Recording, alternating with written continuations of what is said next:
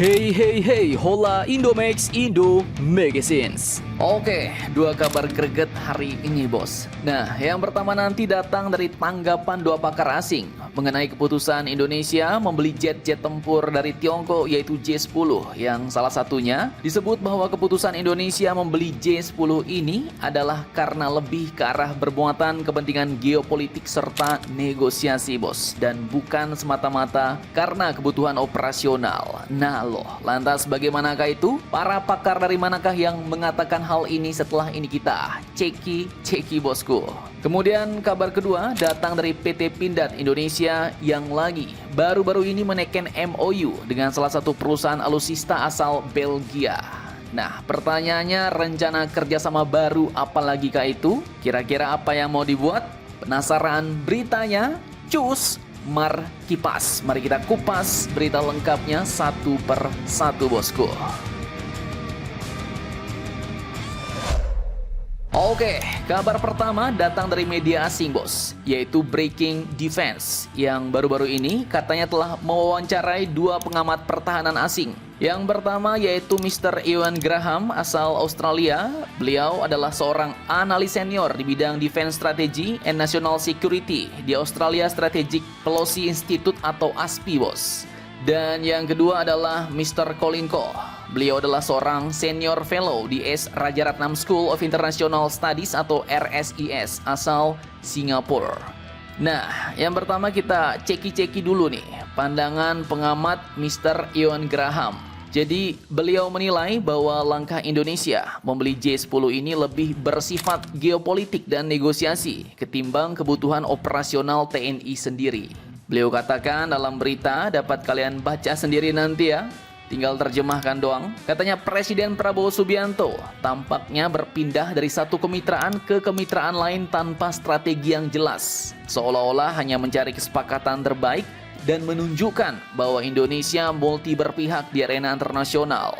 Jadi ya, kepentingan geopolitiknya di sini maksudnya adalah pembelian ini untuk menunjukkan bahwa negara kita tidak berpihak pada satu kubu saja. Kemudian beliau juga menilai bahwa menambah jet tempur dari Tiongkok malah bakal menambah kerumitan logistik dan memiliki konsekuensi politik, bos. Karena artinya di sini Indonesia bakal membangun hubungan jangka panjang dengan Beijing.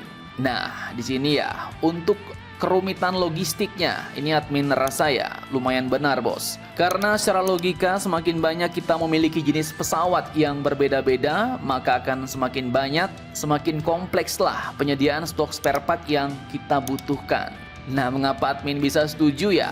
Karena dulu Mimin juga seorang supervisi maintenance bos, yang salah satu tugasnya adalah menjaga stok spare part mesin tetap pada batas minimal. Jadi ini memang diperlukan untuk menjaga reliability suatu peralatan agar tetap optimal. Dan juga untuk meminimalkan, kalau bahasa Mimin dulu EDT bos, yaitu emergency downtime. Nah, lanjut kita ceki-ceki pengamat satunya nih. Oke, yang satu lagi ini pengamat senior asal Singapura, yaitu Mr. Colin Koh. Jadi dalam berita, beliau pun menilai bahwa minat negara kita Indonesia terhadap jet tempur J-10 Tiongkok ini juga salah satunya didorong oleh keinginan untuk mempererat hubungan ekonomi dan politik dengan Tiongkok. Sembari tetap berusaha mempertahankan diversifikasi sumber alutsista agar tidak bergantung pada satu pihak, bos. Kemudian ia juga menyoroti bahwa anggaran pertahanan Indonesia terbatas dan banyak peralatan TNI yang sudah usang. Sehingga langkah pembelian alutsista dari berbagai negara ini merupakan salah satu upaya atau cara memaksimalkan sumber daya yang ada. Beliau juga mengingatkan nih bahwa Indonesia saat ini belum mencapai target minimum essential force bos atau MEF yang seperti kalian tahu telah ditetapkan sejak tahun 2010 silam. Di mana targetnya antara lain adalah menargetkan 10 skadron jet tempur sampai dengan 274 kapal perang pada tahun 2024 silam. Kemudian beliau juga memperingatkan bahwa membeli perlengkapan atau peralatan militer dari Tiongkok juga membawa konsekuensi politik. Katanya, itu berarti Anda sedang membeli hubungan jangka panjang dengan Beijing dan semua yang menyertainya, termasuk anggapan tersirat bahwa Indonesia tidak akan pernah berperang dengan Tiongkok, ujar beliau. Lanjut ia katakan bahwa saya rasa pandangan seperti itu tidak akan diterima dengan baik oleh semua pihak di TNI. Tapi TNI bukanlah pengambil keputusan akhir, ujarnya. Nah, kalau ini sebagian Mimin setuju bos. Tapi pernyataan bakal ada anggapan tersirat bahwa Indonesia tidak akan pernah berperang dengan Tiongkok ini ya sepertinya kurang tepat. Justru strategi Indonesia ini merupakan sinyal geopolitik bos yang jelas dengan memainkan semua kartu. Jadi maksudnya ya beli dari barat oke, dari timur dibeli juga, kemudian dari Asia gas juga ya kan. Maka di sini Indonesia jelas mengirim pesan kepada semua pihak bahwa Indonesia tak mau terjebak dalam blok manapun, tapi Indonesia juga ingin semua pihak peduli pada kepentingannya dan diperhitungkan oleh semua pihak. Jadi ibarat kata kalau dengan barat kita bermasalah ya ada jet tempur timur ya kan. Kemudian kalau dengan timur bermasalah ya kita ada jet tempur barat. Dan itu memang strategi diplomasi khas negara kita Indonesia, yaitu bebas aktif tapi tetap realistis. Nah, ini kalau menurut kalian bagaimana nih bos?